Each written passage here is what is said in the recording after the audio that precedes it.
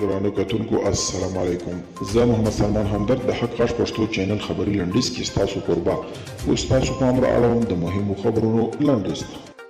ناټو عمومي سرمنشي ینس سټولټنبرګ ویلي افغان ځواکونه د دې وړتیا لري چې د بهرنیو ځواکونو له شتون پرته له خپل هیواد څخه ساتنه وکړي. نوموړي دغه راز له افغانستان او افغان امنیتي ځواکونو څخه د ناټو پر ملاتړ هم ټینګار کړی دی.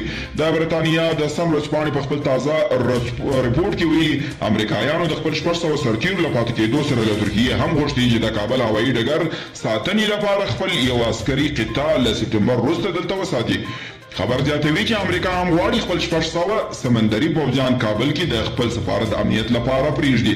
نیویارک ټایمز له لغمانه لیکي طالبانو ته د افغان ځواکونو د تسلیمۍ لړۍ چټکه سوې ده. د امریکا د وتلو سره سم د هیواد په کلیوالو سیمو کې عسکر او پولیس جوپه طالبانو ته تسلیمیږي.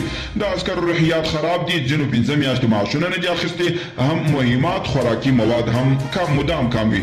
کابل نیوز تلویزیون خبر خپور کړی دی چې امریکایان غواړي د خپل پوځي روغتون په شمول د بګرام اډې یوه برخه تجهیزات د کابل هوایي ډګر پوځي برخې ته منتقل کړي.